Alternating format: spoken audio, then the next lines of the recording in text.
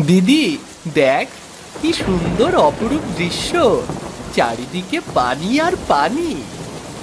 আমার মনে হয় এটা সাধারণ বৃষ্টি নয়, বন্যা হচ্ছে। বাবা মা, দেখো, বন্যা চলে এসেছে। কত পানি চারদিকে, সব ডুবে যাচ্ছে মা, সব ডুবে যাচ্ছে।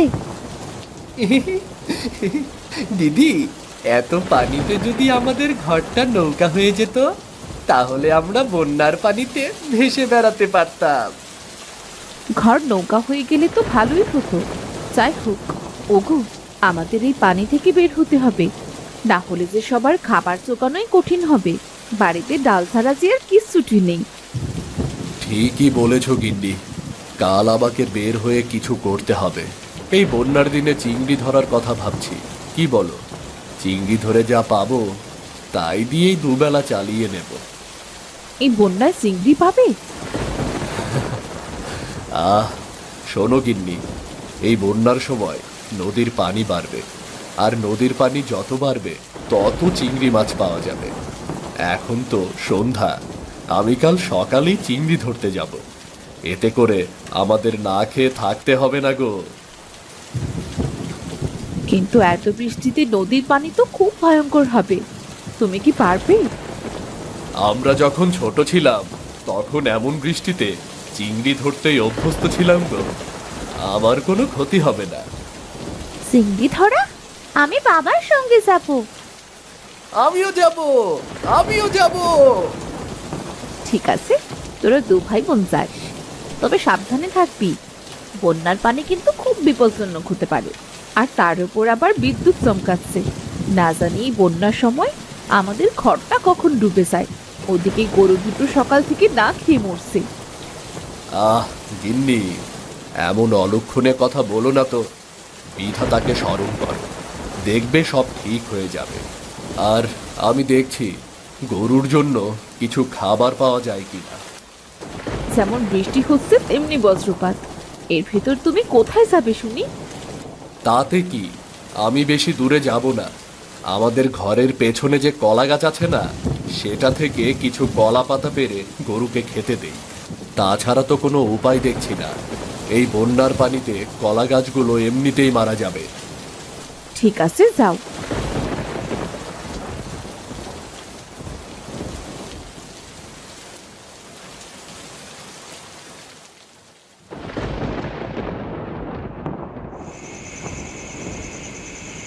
বাবা, তুমি এখানে বসে একা একা কি ভাবছো?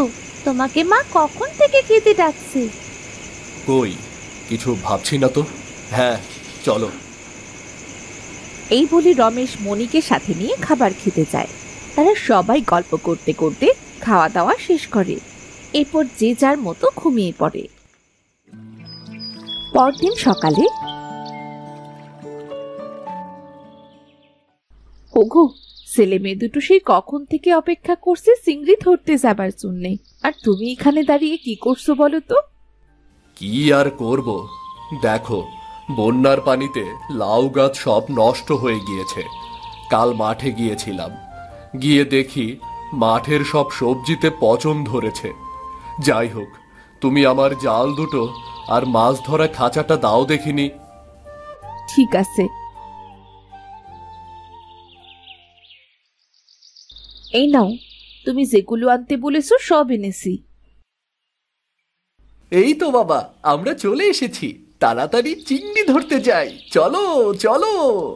হ্যাঁ চল, আমরা গেলাম গিন্নি।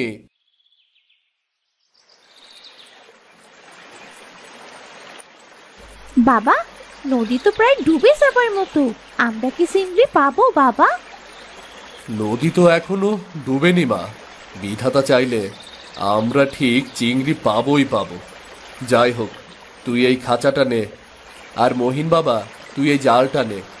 আমরা একসাথে চিংড়ি ধরবো। ঠিক আছে বাবা। মণি ও মহিন খাঁচা এবং জাল নিয়ে পানির মধ্যে নেমে পড়ে। রমেশ কিছু কৌশল শিখিয়ে দেয় কিভাবে চিংড়ি ধরতে হয়।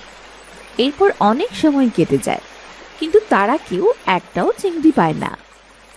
বাবা, আমরা তো অনেক সময় এসেছি, কিন্তু কোনো চিংড়ি তো পেলাম না বাবা। বুঝতে পারছি না রে বা, কি করি বলতো। কিছুই ভালো লাগছে না। বন্যায় কোনো কাজ নেই, মাঠের ফসল সব ডুবে গিয়েছে, হাতে তেমন টাকা পয়সাও নেই যে বাজার করব। কত আশা নিয়ে এসেছিলাম, দুটো চিংড়ি পেলে দুবেলা ভাত খেতে পারবো, কিন্তু মনে হচ্ছে সেটা কপালে নেই। আমাদের না খেয়েই মরতে হবে। এমন করে বলো না, দেখবে বিধাতা ঠিক একটা ব্যবস্থা করবে। মনে হচ্ছে আমাদের চিন্তা দূর হয়েছে রে। মনি, মহিন, দেখ তোরা, আমার জালে চিংড়ি বেঁধেছে। বাবা, জালে চিংড়ি উঠেছে, তাড়াতাড়ি জালটা উপরে তোলো। হ্যাঁ, একটু সাবধানে কর, এবার জাল টানবো।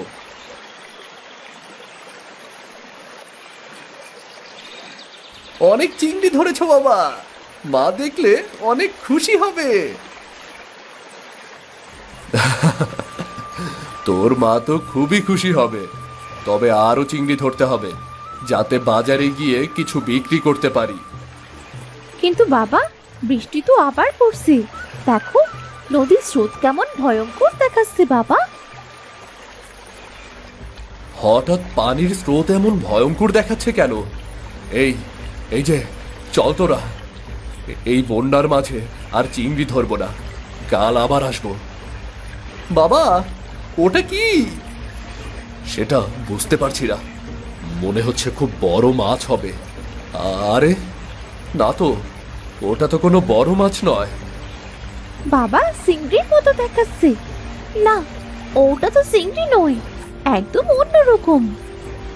মনি এই কথা বলতে বলতেই তার সামনে পানি থেকে একটা ছোট্ট রূপালী আলো বেরিয়ে আসে।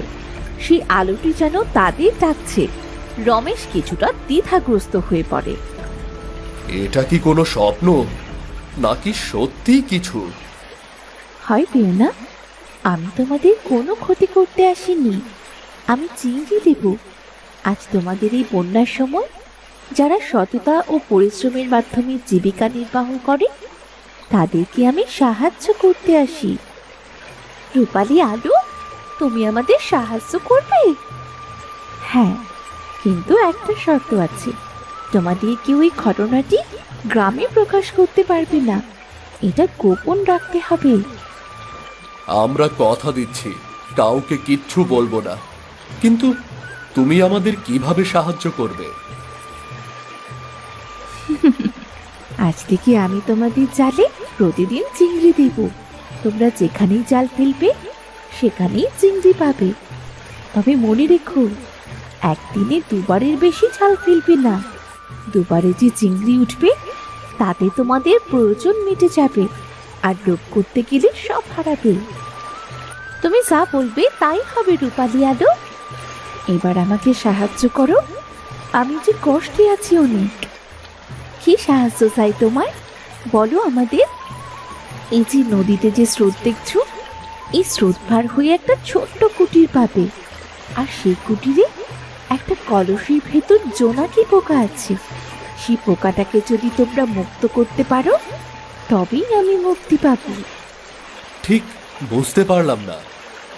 আসলে একটা ডাইনি আমার শরীরটাকে ওই জোনাকি পোকার ভেতর আটকে রেখেছে।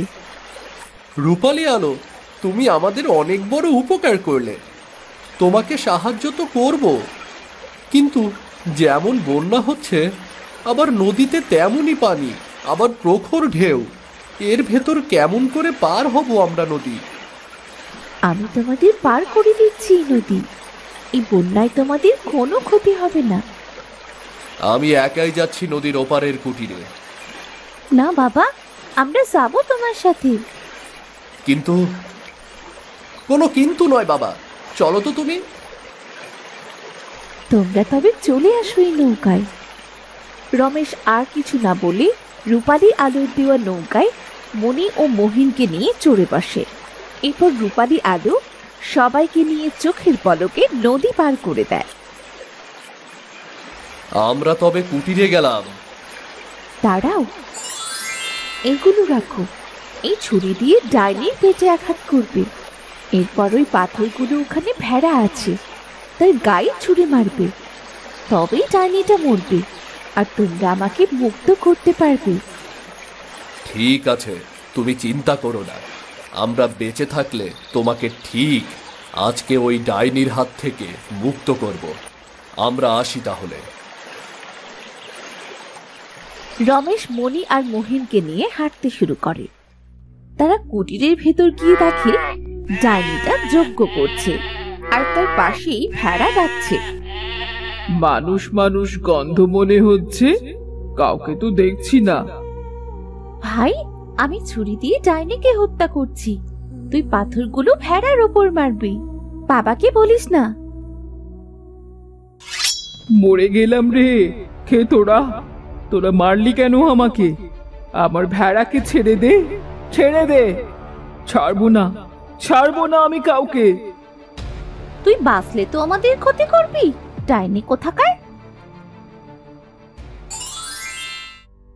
তোরা আমাকে না বলে কেন এমন করলি? যদি তোদের কোনো ক্ষতি হয়ে যেত।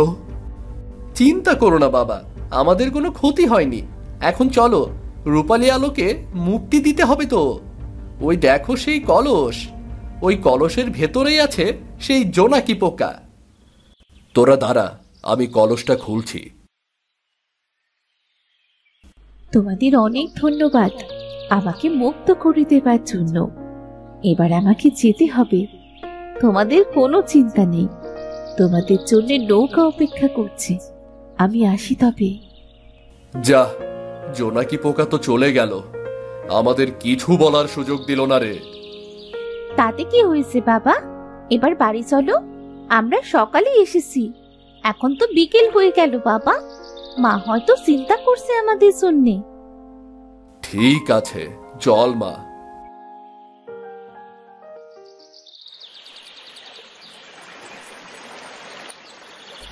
বাবা, দেখো বন্যার পানিতে হাড়ি ভেসে চিংড়িগুলো পালিয়েছে। এখন কি হবে? যে বন্যা হচ্ছে, এখন তো আর চিংড়ি ধরা সম্ভব নয়। রূপালী আলো কি বলেছিল মনে নেই?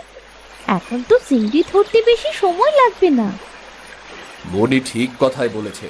তোরা দাঁড়া, আমি দেখছি সত্যিই জালে চিংড়ি ওঠে কিনা। বন্যায় চিংড়ি ধরতে এসে কত কি হলো। এখন চিংড়ি না নিয়ে চলে গেলে কি চলে নাকি বল? কথাটা মন্দ নয়, তবে তাড়াতাড়ি করো বাবা।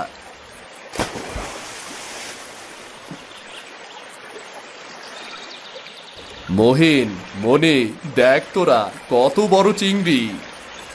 সত্যিই তো, কত বড় চিংড়ি। এগুলো দেখে তো জিভে পানি চলে এসেছে।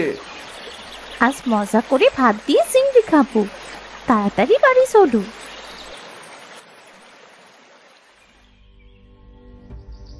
তোমাদের বাড়ি আসতে এত দেরি হলো কেন? জানো আমি কত চিন্তা করছিলাম। জানো মা, বন্যায় চিংড়ি ধরতে গিয়ে কি হয়েছে আজ?